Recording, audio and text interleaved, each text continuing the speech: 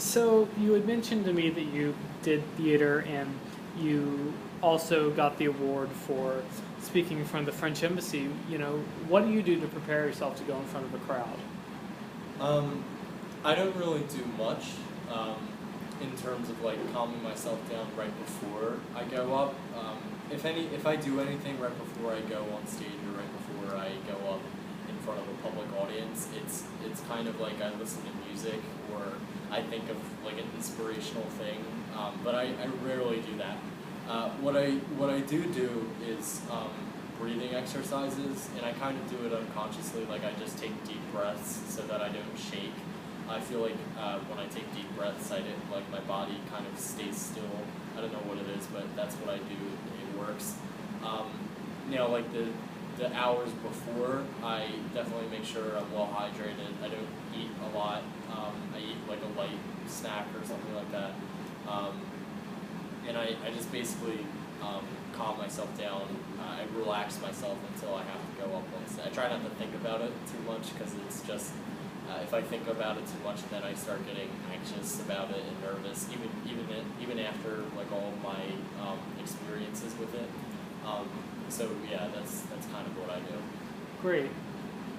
What's the last book that you've read for fun? The last book that I read was Atlas Shrugged. I read that book. It's by Ayn Rand. It's about basically like if all of our capitalist institutions were to somewhat disappear, or somehow disappear, what would happen to the world? So I thought that was a very interesting read. Great. And what are some of the websites that you visit most? Are you on social media? Yeah, I have a Facebook. I also have a LinkedIn, but apart from those two things, I don't have any other form of social media. My homepage is the Wall Street Journal, so every morning or every time I go onto my browser, which tends to be every morning, I get a good idea of what's happening on the street and what's happening in markets, and looking at some of the top political stories too. So I'll look at them. And if I wanted more information about those stories, I would go on to other news sites and see if like news sites are saying the same exact thing, if it's a big story. Another site that I go on is The Economist. So The Economist newspaper I'll frequent. I don't have a subscription to them like I do the Wall Street Journal, but I'll just read the headlines and I'll see what's going on there, which is more of an international focus rather than just a U.S.-centric focus. So yeah, I'll do that, and I'll also listen to music sometimes online on other sites like YouTube, and mostly just YouTube. Great. So what gets you up in the morning? Like motivates me to live out my daily life. Yes.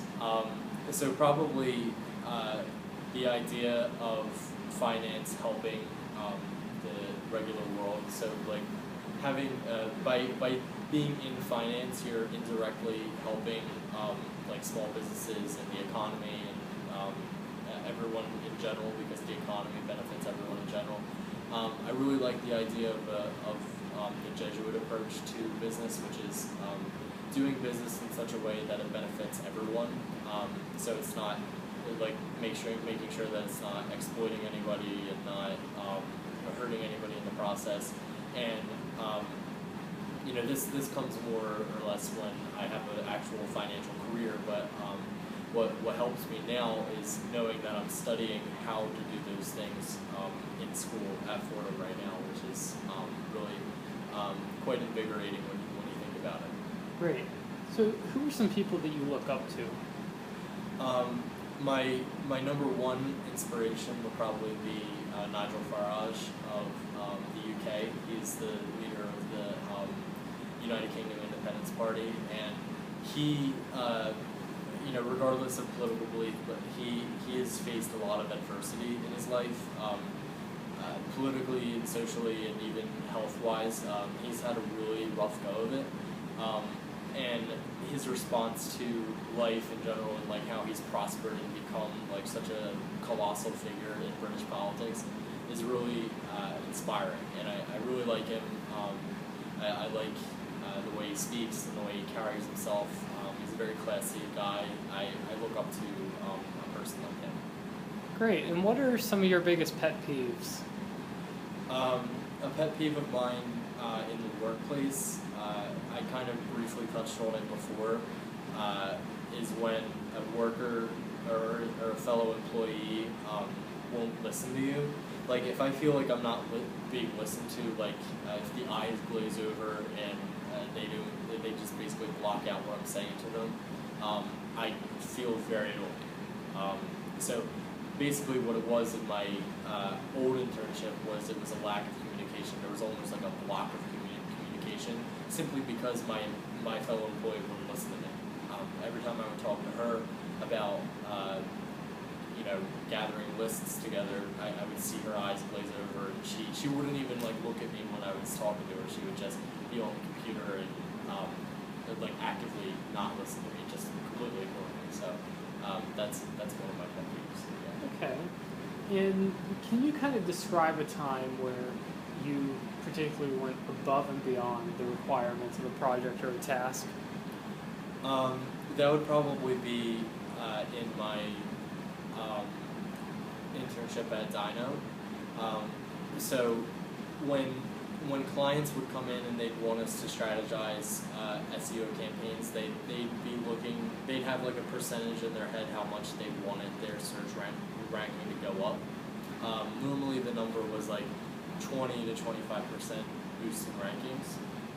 But my personal goal was no matter what their ranking goal was, no matter what their percentage goal was my personal goal was to make that percentage go 5% higher. So if it was 25% that they were taking up, I would make it go 30%. And I would actually carry through with these campaigns with my SEO techniques and my SEO formulas that would make their ranking go up, sometimes even 10% more than what they expected. So, because that was something that I had the power to do. I was completely autonomous in my campaigns. I could do as much as I wanted and do as little as I wanted on a given day, and I just, gave it my all every day. And the clients were really happy with their results, their exceeded results. Great. So, if we were to hire you, what would you be looking to accomplish in your first 30 days here? The first 30 days of joining American Water, I'd want to learn a financial skill, maybe something in Excel that would allow me to synthesize data or do something with data, with finance, which I just basically want to learn one new skill. One skill that is really somewhat difficult to learn and only a certain number of people can learn it. So I'd definitely be excited about learning a skill like that. Okay, great. And what's an accomplishment that you're most proud of? The accomplishment that I'm most proud of is probably the People to People award. When I wrote my essay and won the national award, and it speaks a lot for what it was, which is a high school student writing about the importance of an organization like NATO and like the organization of first world countries or Western countries, working together against a power like Hitler or something like that. Just by me writing that and being recognized by the government and by a multitude of academic institutions, I thought that was a really big accomplishment in my life so far. Great. And, we are a water company, but this is a finance internship. Do you know anything about what our company does? So American Water, basically, the finance part of American Water is going out to individual investors or going out to the public municipal world and raising capital for public infrastructure projects. So, for instance, like if Camden County needed a new plumbing project in one of its municipalities, the municipality would contract out American Water, who would then come in and try to raise capital for the project and implement the financial tools needed to complete the project. Basically, American Water engages in a lot of project finance, so a lot of project-based financial campaigns that they embark upon. So that's primarily what we do. Okay, great. And I'm looking a little bit more into your resume, and I see that you're involved in the Lincoln Center Society. Can you tell me about that? I don't know what that is. That's another example of my communication skills. So the Lincoln Center Society is an organization of students who were selected, because they're supposed to represent Fordham. So these students are representatives of the school, and basically what it is I'm a tour guide. I take prospective students and their families around campus, and I show them around. And through doing that, I sell for them. So it's kind of like a sales position where I give them as much information as I can, and they ask me questions, and I give them information. But I take them around my school, I take them around Fordham, and I basically sell them to the school.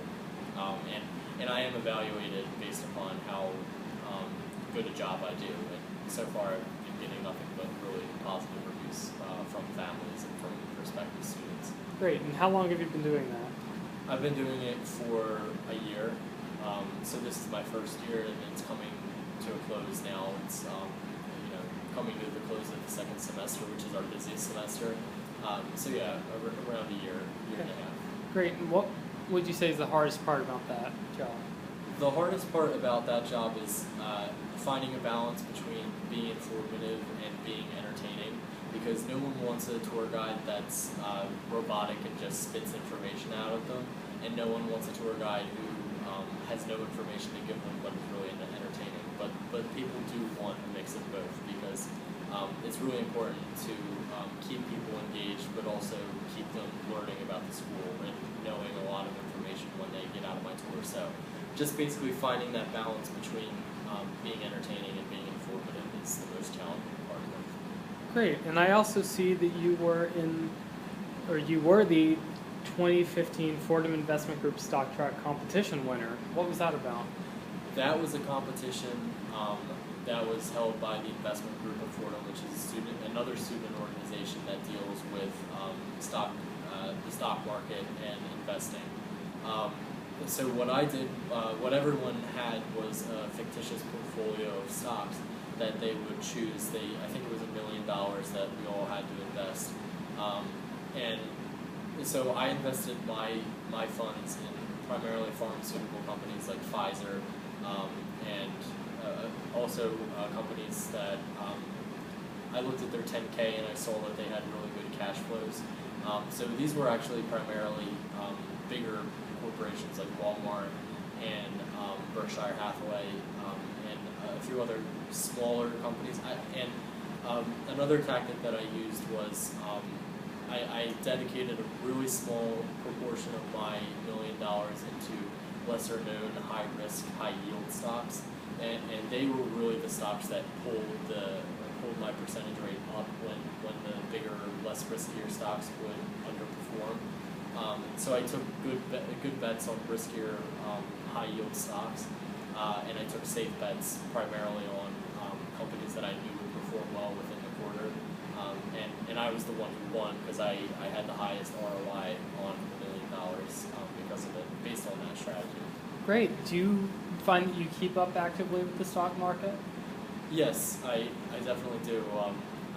I track the stock market pretty much every day because of the Wall Street Journal, just looking at the quotes on the front page and seeing the line graph, how it's moving throughout the day, and seeing what the NASDAQ is up and what the Dow is up or down, depending on the market. So pretty much every day I track the stock market. I don't invest actively, but I have a vague idea of what it's doing on a given day. If you were to invest, just hypothetically, what would you say are some of the best options? I would say that the best options are probably what I invested in last year. So like a company like Pfizer or a company like Walmart. Actually, the big trend now is to pick stocks that are high dividend paying and not necessarily high yield.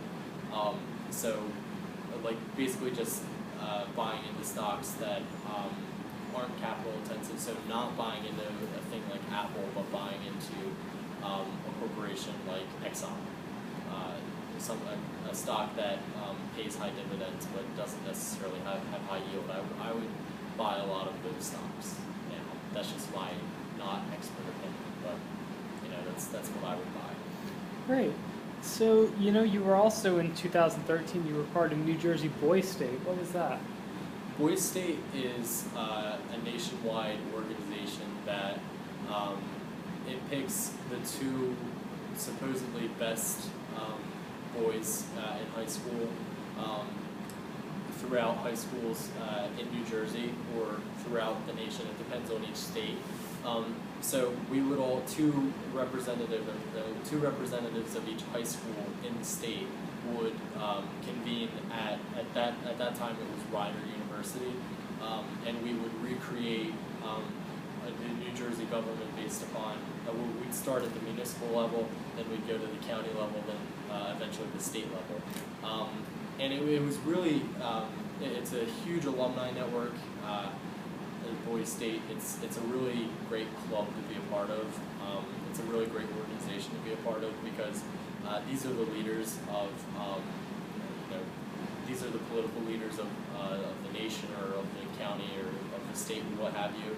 I know Barack Obama was a Boys State member, and so was John F. Kennedy, and so it was really cool to be a part of that. I primarily served economic roles, like I was the treasurer, I was the state director of economic growth, and it was really interesting to be a part of all that, and I still keep in touch with a lot of people who I met with that experience. Great. What did you learn about finance and money from that experience?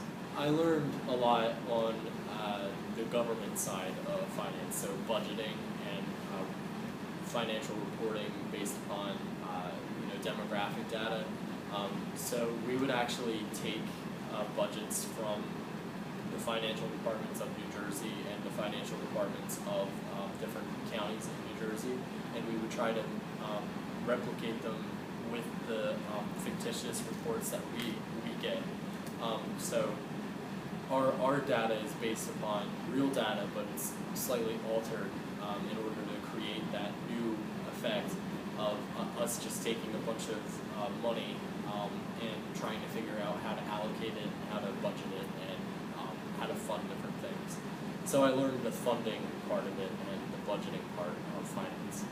Great. And you're also the treasurer of the Fédération Française at Fordham Lincoln Center. Yeah. Can you tell me a little bit about that? So I'm the treasurer of the French Club, is what we call it at Lincoln Center.